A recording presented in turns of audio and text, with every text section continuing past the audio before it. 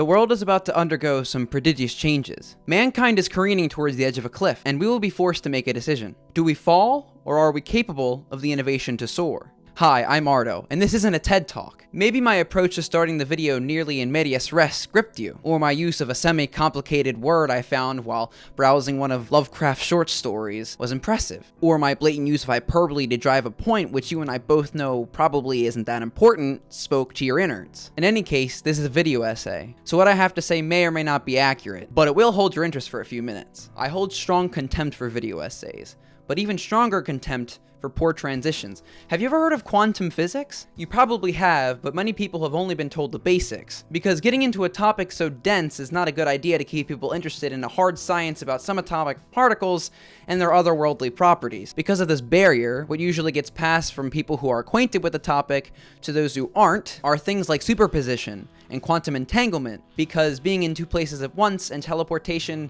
is much cooler than math. Seeker made a video about this recently, but I will be discussing more than what they had in that video. And it will not be an elaborate partnership with Rigetti Computing for whatever reason. Also, I can prove that this script was written before that video was posted. Here's the screenshot, date.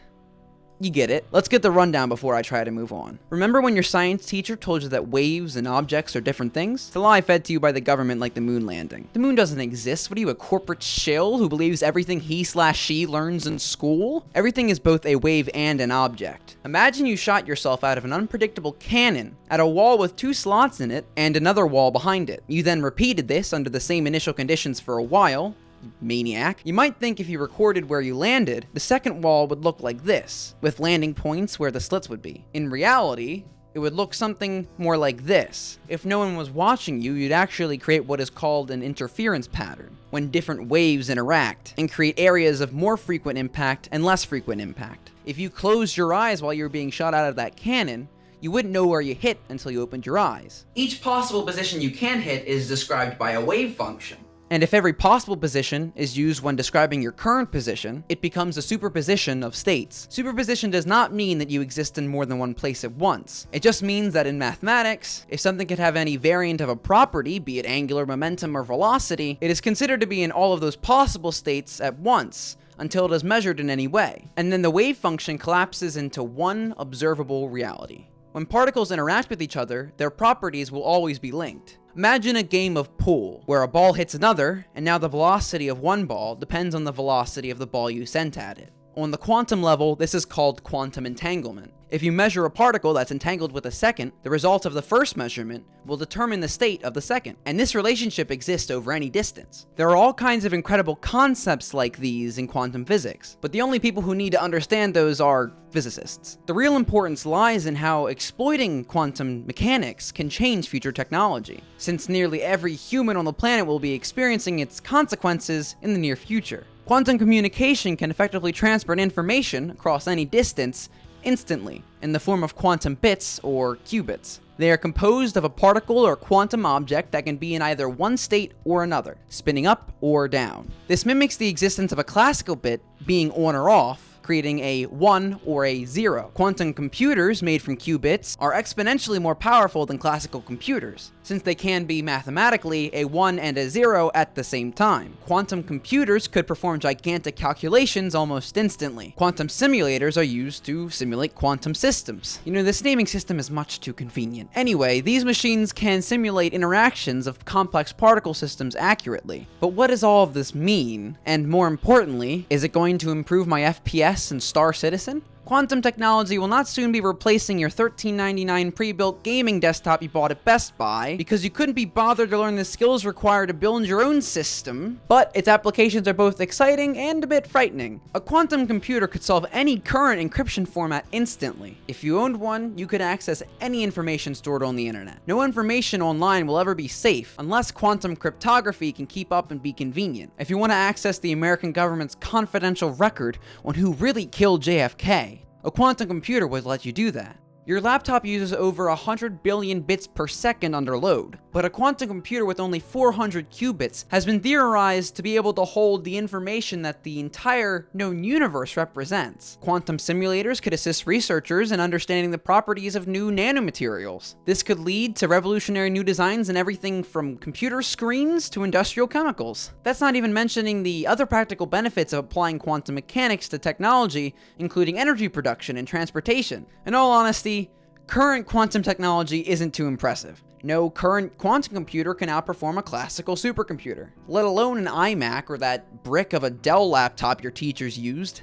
But IBM does have a cloud-based 16-qubit quantum computer that anyone can experiment with. Google is working on making a 50-qubit quantum computer that would be an absolute breakthrough in the field. There are a lot of difficulties that come with implementing quantum technology. In order for these sorts of things to work, they have to be completely isolated from outside systems, and even then usually has to complete an operation quickly before the forces become too chaotic to be reliable. I think quantum technology will first surpass the classical within 5 years. I think within 10 years, the upper echelons of technology in the private and government sector will be replaced with quantum machines, and within 20 years we'll have seen significant changes in energy production, transportation, and computation, partly or entirely due to advancements in quantum technology. Just like how the first classical computers went from the size of rooms to smartphones, quantum technology may be shrunk similarly. This stuff is extremely expensive to research and develop, which means private industry is going to be leading most of the advancements we're going to see in the coming years, if there aren't any major political changes in that time period. I mean, if the Bolsheviks reconquer the motherland and seize the means, that dirty intellectual Elon Musk will get sent to the gulag, and his quantum computer will become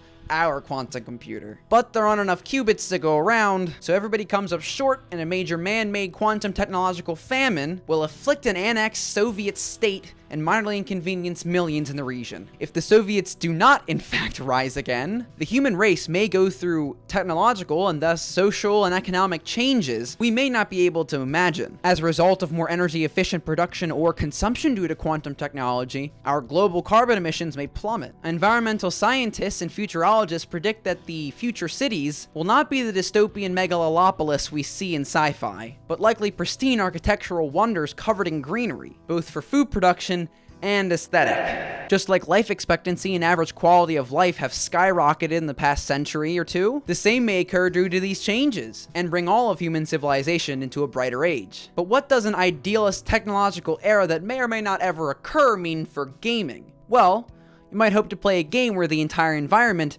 is simulated on a molecular level. Basically, look for Dwarf Fortress VR in the next couple decades. I looked at the plump helmets. Why aren't you moving, Tereg Scorn Drown, the crystalline Malador of neutrality? Maybe new technology will finally be capable of running those unthinkably ambitious ideas Todd Howard keeps raving about for Elder Scrolls 6 Skyrim Battlegrounds Game of the Year Ultimate Edition for Nintendo Switch 2. One important thing to remember in a quickly advancing world is to reject the sentiment doom speakers spew about change and innovation. The fear-inducing tales of science fiction writers or influential theoretical physicists may be important to understand, but their lack of faith in the intelligence and ingenuity of the scientific community and society is kind of barbaric. It is generally true that society advances to meet technology, but it's kind of unreasonable to think that an evil corporate overlord who went out of his way to try to save a few kids trapped in a cave wouldn't keep a new quantum AI from taking over the world. When the government and corruption gets involved, it only gets worse. Just like forcing a shift toward renewable energy can destabilize the market and stop new innovation in energy production, people and politicians have to trust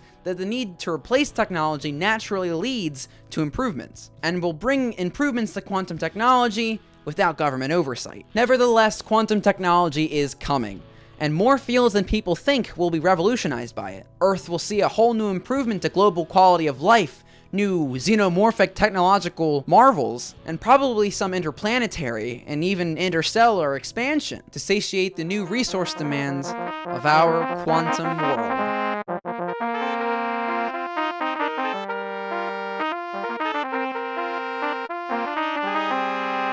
If you want to learn more about quantum technology or mechanics, I would highly recommend just heading over to Wikipedia and surfing various topics. I would know because I use it almost exclusively to write a 15-page paper about this stuff. That might seem a bit irresponsible, but only a real nerd is ever going to contribute to Wikipedia articles currently undergoing extensive research, let alone edit them so that Max Planck is replaced with XXX Tentacion. Requiescant in pace.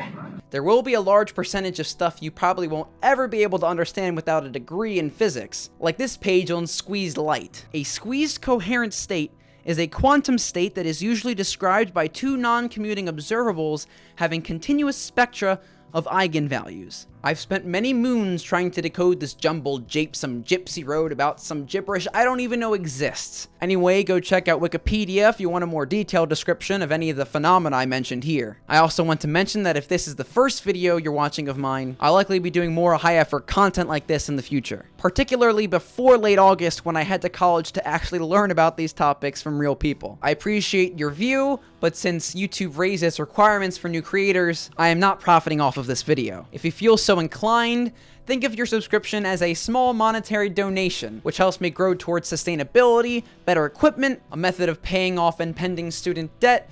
You get what I'm trying to say. Thank you for your support in whatever fashion it comes, and here's to my next video not being released in another 6 months. Shadow, go away. Look, I'm trying to record a video. I need you to go somewhere else. I'm sorry, man. Thank you. Shadow, I told you. You can't be in here. Shadow, I love you. But you gotta go. You gotta go. Shadow, you gotta stop. For Elder Scrolls 6 Skyrim Battlegrounds Game of the... For Elder Scrolls 6 Skyrim Battlegrounds Game of the Year Ultimate Edition. For Elder Scrolls 6 Skyrim Battlegrounds Game of the Year Ultimate Edition for Nintendo Switch 2.